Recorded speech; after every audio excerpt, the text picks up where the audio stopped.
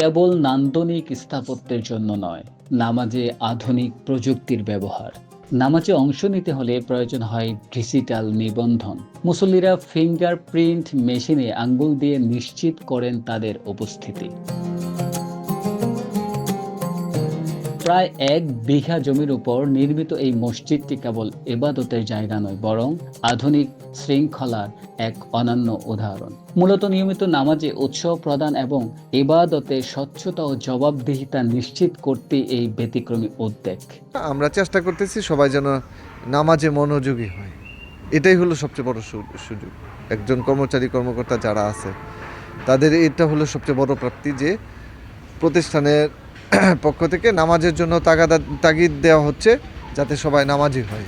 স্থানীয় অগ্রপথিক পল্লী সমিতির তত্ত্বাবধানে পরিচালিত এই মসজিদে পার্কের দর্শনার্থীদের পাশাপাশি নিয়মিত নামাজ পড়েন স্থানীয় বাসিন্দা ও শিক্ষার্থীরাও। কর্তৃপক্ষের এটাই ইচ্ছা যে সবাই ধর্মভীরু হোক এবং যার যার ধর্ম অনুযায়ী চলুক। ধর্মভীরু হলে যার যার ধর্ম অনুযায়ী চললে সমাজ সুন্দর হয়। আপনার নামাজ বাধ্যতামূলক পড়তে হবে, ফিঙ্গারপ্রিন্ট দিতেই হবে।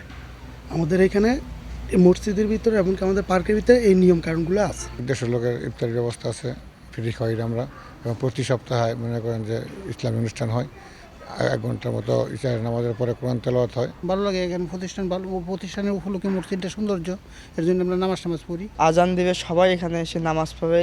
এই হিসেবে আমাকে এই জায়গার মধ্যে নামাজ পড়তে অনেক ভালো লাগে। রাজধানীর কোল ঘেঁষে নারায়ণগঞ্জের রূপগঞ্জের শান্তশ্যামল পরিবেশে গড়ে ওঠা জিন্দা পার্ক, যার ভেতরেই দৃষ্টি জোড়ানো এই স্থাপত্য জিন্দা পার্ক জামে মসজিদ।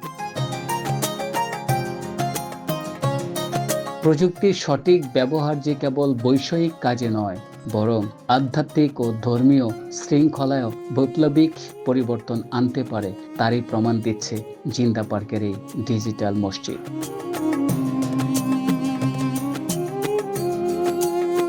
রাশেদুল ইসলাম, সময় সংবাদ, রূপগঞ্জ, নারায়ণগঞ্জ।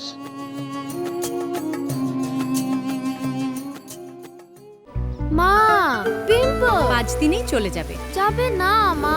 যাক, নিমের 5 অংশের পাওয়ারে 5 দিনেই দূর হবে পিম্পল। হিমালয়া পিউরিফাইং নিম ফেস ওয়াশ।